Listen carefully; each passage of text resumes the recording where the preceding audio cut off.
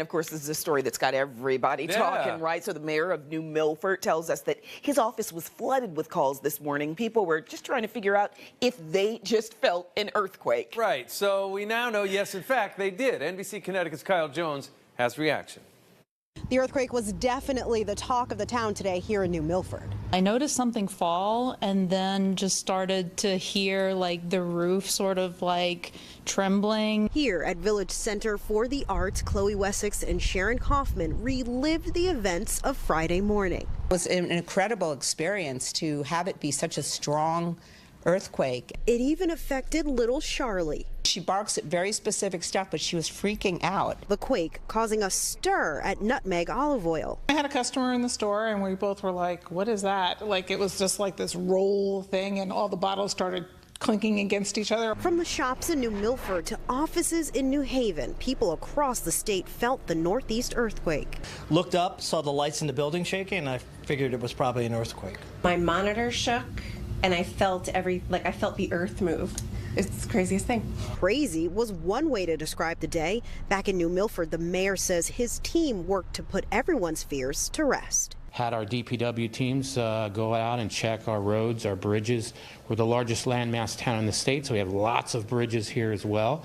The mayor says that there was no damage found in those inspections. Today is definitely one for the record books. In New Milford, I'm Kyle Jones, NBC Connecticut News. So just like them, our phones here at the TV station were ringing off the hook. People reporting that earthquake to us as well. NBC Connecticut's Amanda Pitts spoke to a family who felt their whole house shake. Yeah, but get this, their neighbor right across the street, they didn't feel a thing.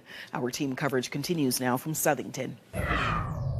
We heard from people all over the state today who felt that 4.8 magnitude earthquake in New Jersey, here in Connecticut, including a little girl who thought she was being shaken out of bed. I'm like, earthquake! That's what many yelled Friday when a 4.8 magnitude earthquake in New Jersey shook the mid-Atlantic and much of New England, too. I felt like my bed shaking, everything moving. But before I felt everything moving, I just felt like someone trying to wake me up, but then no one was there. So I got creepy vibes. Then my mom was screaming earthquake. For 9-year-old Olivia in Southington, it was her first earthquake. I thought, oh my gosh, I never experienced one of these before. Did it scare you?